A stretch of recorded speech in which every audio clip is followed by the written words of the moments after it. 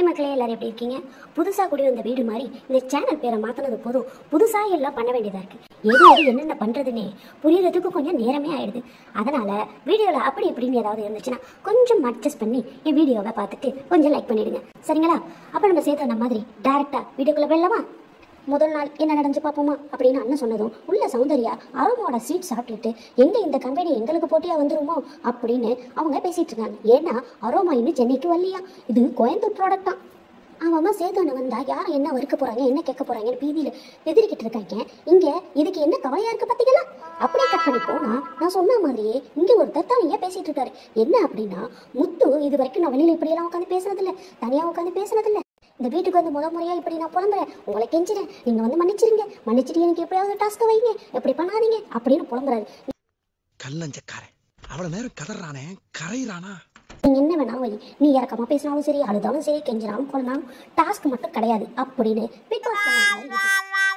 யாருக்கு தெரியும், திடீர்னு உனக்காக பாவப்பட்டு போனா போதுன்னு விடுறேன் அப்படின்னு இந்த வாரம் ஸ்டார்டிங்ல திங்கக்கிழமையில இந்த மாதிரி எதுவும் டாஸ்க்கு வச்சு அவருக்குள்ள கோத்துக்கிட்டு நான் நல்லவேன் அப்படின்ற லெவலுக்கு ஏதாவது பண்ணி பாரு, என்னமோ தெரியல. இது நமக்குள்ளேயே இருக்கட்டும். அப்படியே கட் பண்ணி இந்த பக்கம் பார்த்தா அன்ஷிதாவும் விஷாலும் ஏதோ பேசிட்டு இருக்காங்க. அப்படின்னு பேசிட்டு இருக்காங்க அப்படின்னு பார்த்தா வேற ஒண்ணும் இல்லைங்க, விஷாலுக்கு தோணுதான் இந்த வீட்டுல இருந்து எலிமினேட் ஆகி போன ஒவ்வொருத்தவங்களும் தனக்கு தோணுனவங்க தானா, அவங்க தோணும் போது அவங்க எலிமினேட் ஆயிட்டாங்களாம். இந்த வாரம் அன்ஷிதா தான் தோணுதான். அதனால ஒருவேளை நீ வந்து எலிமினேட் ஆகி போயிட்டீங்கன்னா நீ வெளியில போனாலும் என்னோட பெஸ்ட் ஃப்ரெண்டு, நீ தான் என்னோட ஒன் ஆஃப் பெஸ்ட் ஃப்ரெண்டு அப்படின்னு சொல்லி கையில உள்ள காப்பை கலட்டி அவங்க கிட்ட போட்டுட்டாரு. மாமா அவ்வளோ கான்ஃபிடென்ட், அன்ஷிதா தான் வெளில போவாண்டு. ஆனா அவருக்கே தெரியல பாருங்களேன், ரஞ்சித் அண்ணன் தான் இன்னைக்கு வெளியில போறாங்க அப்படின்ட்டு.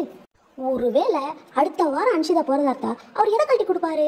இவருக்கு அன்ஷிதா தான் வெளில போவாங்கன்னு அவ்வளோ கான்ஃபிடென்ட்டா இவர் எப்படி இருக்கான்னு எங்களுக்கு தெரியலையே. உங்களுக்கு தெரிஞ்சா சொல்லுங்க. கொஞ்சம் கட் பண்ணி போனா அந்த பக்கம் சூரியனை விடுதலை பார்ட் 2க்காக சாப்பாடு இவங்களுக்கு அனுப்புனாங்க. என்னப்பா இது, பிக் பாஸ் வீட்டில் சாப்பாடே இல்லை, சாப்பாடே கிடைக்கல, நாங்கள் சாப்பாடே இல்லாமல் அப்படி இருக்கோம் இப்படி இருக்கோம், உடம்பு குறைஞ்சிட்டோம், இப்படிலாம் புலம்புறவங்க மத்தியில் யார்கிட்ட சொல்றதுன்னு தெரியல. எட்டில் இடையில ஒரு டாஸ்க்னு ஒன்று வச்சு ப்ரொமோஷன் ஒன்று கொடுத்து இந்த மாதிரி சாப்பாடு ஸ்வீட்டு நல்ல இது உள்ளர வந்துட்டு தான் இருக்கு. அவங்களும் நல்லா வீடு கரையில் உள்ள தள்ளிட்டு தான் இருக்காங்க. ஆனால் சாப்பாடு இல்லை, ப்ரொவிஷன் இல்லை, சாப்பாடு இல்லை. இது எந்த வகையான ட்ராமான்னு எனக்கே தெரியல. உங்களுக்காவது தெரியுதா மக்களே? அது இந்த மாதிரியான சமயங்களில் இந்த வீட்டுக்கே நான் தான் அன்னை தரசா அப்படின்னு சொல்லிட்டு இருக்கேன். ஜாக்கு மட்டையா மடங்கி நன்றி சொல்றதும் வணக்கம் போடுறதும் ஐயோ பச்சையா தெரியுது நடிப்புன்ட்டு. இது எப்படின்னா, நான் வந்து வெளியில வந்ததுக்கு அப்புறம் எனக்கு வேலை கொடுங்கப்பா, சேனல்ல என்னை வந்து ஆங்கர் அனுப்பப்பா, நான் வேலை இல்லாம இருக்கிறேன் அப்படின்றதுக்கு ஒரு ஆங்கரா எப்படியெல்லாம் இருக்கலாம் அப்படின்றத தான் காட்டுற மாதிரி தெரியுது. ஜாக் ஒரு வகையில உங்களை பார்த்தா பாதி பேருக்கு இங்கே பிடிக்கல. ஸோ இதை யோசனை பண்ணிட்டு நீங்க இந்த ஆக்டிங் எல்லாம் போடுங்க.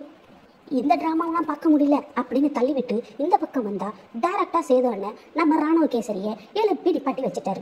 என்னப்பா ராணுவ், உன்னை பத்தி என்னென்னமோ சொல்றாங்க, நீ வந்து ஏதோ நடிக்கிறியாம்ல, நீ விழுந்தது கை அடிப்பட்டது எல்லாம் வந்து பொய்யாம்ல நடிக்கிறியாம்லன்றதும் ராணுவ கொடுத்தாரு பாருங்க ஒரு ரியாக்ஷன்.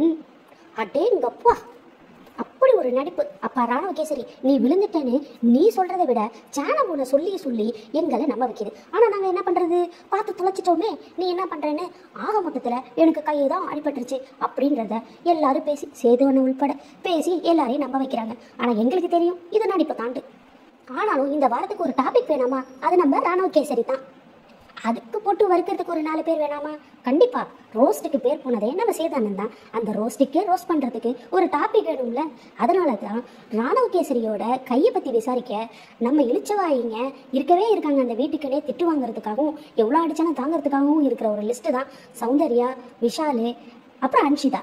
இத்தனை பேரையும் எந்திரிச்சு நிப்பாட்டி என்னம்மா சொல்லுங்க, என்ன ராணுவம் நடிச்சாரா, அவர் வந்து வழியில நடிச்சாரா சொல்லுங்க அப்படின்னு சேதனை கேட்டதுமே எல்லாரும் ஆமா வீட்டுக்குள்ள அவர் அந்த மாதிரி எல்லாம் பிளான் பண்ணுவாரு, இந்த மாதிரிலாம் செய்வாரு, அதனால வந்து தான் வெளியில தெரியறதுக்காக செய்யறாங்களோன்னு நம்ம சௌந்தர்யாவும் அதுக்கப்புறம் சுத்தி இருக்கவங்க நான் வீட்டுக்குள்ள இவன் இந்த மாதிரி நிறைய பிளான் பண்ணியிருக்கான் அப்படின்னு அதெல்லாம் இல்லை, இந்த வாரம் எனக்கு வறுக்கிறதுக்கு நீங்க தான், அதனால நான் வறுக்கிறேன் நீங்க வாங்குங்க, அவன் அடியே படாம நான் வறுக்கத்தான் செய்வேன் நீங்க வாங்குங்கன்ற மாதிரி இருந்தது இன்னையே ஷோ. இதுல ஜாக்கோட இருக்கே ஆண்டவரே அஜித்தே அப்படின்னு மட்டும் யாரும் சொல்லிடாதீங்க. அவங்க பங்குக்கு அவங்க எந்திரிச்சு அவங்க போட்டு ஏதோ சௌந்தர்யாவை பற்றியும் அந்த ரெட் டீமை பற்றியும் கொஞ்சம் பருத்தாங்க.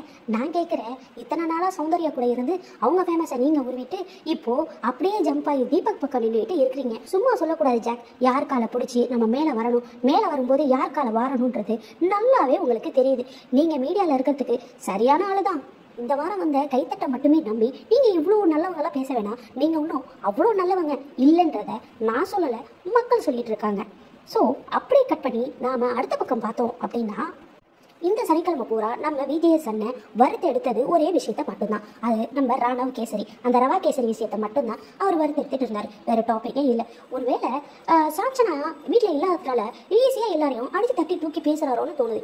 ஏன்னா சாஞ்சனா இந்த தப்பெல்லாம் ஈடுபட்டிருந்தா ஒருவேளை இவங்க பண்ணின எல்லாமே சரினா இருக்குமோ என்னவோ. அதெல்லாம் நமக்கு எதுக்கு, நம்ம வந்த வேலையை பார்ப்போம். ஒரு வழியா இன்னைய ஷோ அப்படின்னு பார்த்தீங்கன்னா ஒன்றுமே இல்லை. மோஸ்ட் ஆஃப் வறுத்த இருக்கிறன்ற பேரில் ஏதோ ஒரு ரவா கேசரியோட விஷயத்தை மட்டும் வச்சு வறுத்தாரு. சாரி, ராணவ் கேசரி அவரோட விஷயத்தை மட்டும்தான் ரொம்ப ரோஸ்டிங்காக ஓடிட்டு இருந்துச்சு. மற்றபடி முக்கியமாக உருப்படாத மாதிரி நம்மளெல்லாம் டச் பண்ணுற மாதிரி ஒரு விஷயம் பண்ணாங்க அப்படின்னா இல்லைன்னு தான் சொல்லலாம். ஒருவேளை சண்டே ஷோவில் ரஞ்சித்தனை எலிமினேஷனுக்கு அப்புறம் ஏதாவது சுவாரஸ்யமாக இருக்குமா அப்படின்றத நாம வெயிட் பண்ணி பார்ப்போம். அது வரைக்கும் அச்சல் தன் பாபாய் மக்களே. அப்புறம் மறக்காம இந்த ட்ரோல் பங்குக்கு உங்கள் ஆதரவு கொடுங்க பங்கு. அப்படியே அந்த லைக் பட்டனையும் சப்ஸ்கிரைப் பட்டனையும் நோட்டிஃபிகேஷன் பட்டனையும் கிளிக் பண்ணி வச்சுக்கோங்க. அப்போ தானே நம்ம வீடியோ உங்களுக்கு டெய்லியும் வரும் பங்கு. ஓகே பங்கு, பாய் பாய்.